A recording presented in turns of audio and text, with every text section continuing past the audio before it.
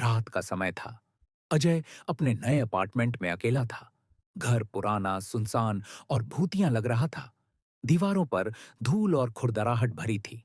पहली ही रात से कुछ अजीब सा हो रहा था। पंखा धीरे धीरे घूम रहा, दीवारों पर शैडोज हिल रही थीं और हवा में फुसफुसाहटें सुनाई दे रही थीं। जैसे ही अजय सोने गया, उसने देखा कि दीवार पर उसकी परछाई हिल रही थी, जबकि वह खड़ा शांत था। पहले तो उसने सोचा कि यह उसकी कल्पना है, लेकिन परछाई धीरे धीरे उसकी तरफ बढ़ने लगी। चेहरा काला और खाली था, जैसे कोई जीवित अंधेरा उसके कमरे में घुस आया हो। अजय डर के मारे कमरे में भागा। उसने आईने की ओर देखा।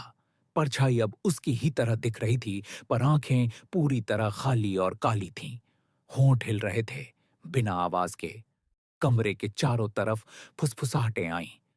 तुम अब मेरी दुनिया में हो और मैं तुम्हारी जगह ले लूंगा। अजय भागने लगा। हॉलवे अजीब तरह लंबा और डिस्टॉर्टेड लग रहा था। हर कमरे का दरवाजा अपने आप खुल रहा था। पेंटिंग्स की आंखें घूर रही थीं। हर कदम पर शैडो और करीब आती गई, दीवारों पर फैलती गई। सीढ़ियों से नीचे दौड़ते समय शैडो अचानक उसके कंधे पर बैठ गई। अजय ने जोर से चिल्लाया, पर आवाज कहीं नहीं गई। कमरे की बत्तियां झपक रही थीं और शैडो उसके शरीर में धीरे धीरे मर्ज होने लगी। अगली सुबह पड़ोसियों ने देखा कि अपार्टमेंट खाली था।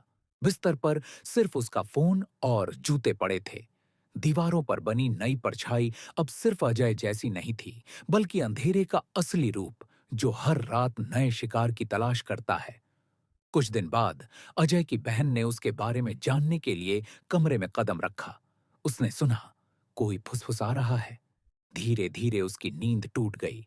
उसने देखा, आईने में उसकी खुद की रिफ्लेक्शन नहीं थी, बल्कि अजय की वही शैडो, और उसके पीछे एक और खौफनाक चेहरा जो उसके सपनों से बाहर निकला था। वह दौड़ी, लेकिन शैडो और नया चेहरा उसके हर कदम पर पीछा कर रहे थे। हॉलवे अनंत लंबा लग रहा था। दरवाजे अपने आप खुल रहे थे और पेंटिंग्स की आंखें जीवित लग रही थीं। फुसफुसाहट आई, अगली बार तुम्हारी बारी। अगली सुबह पड़ोसी फिर से खाली अपार्टमेंट देखते हैं। फोन और जूते वहीं पड़े हैं, लेकिन दीवारों पर अब 3 शैडोज हैं। अजय जैसी, बहन जैसी और तीसरी, अंधेरे का असली।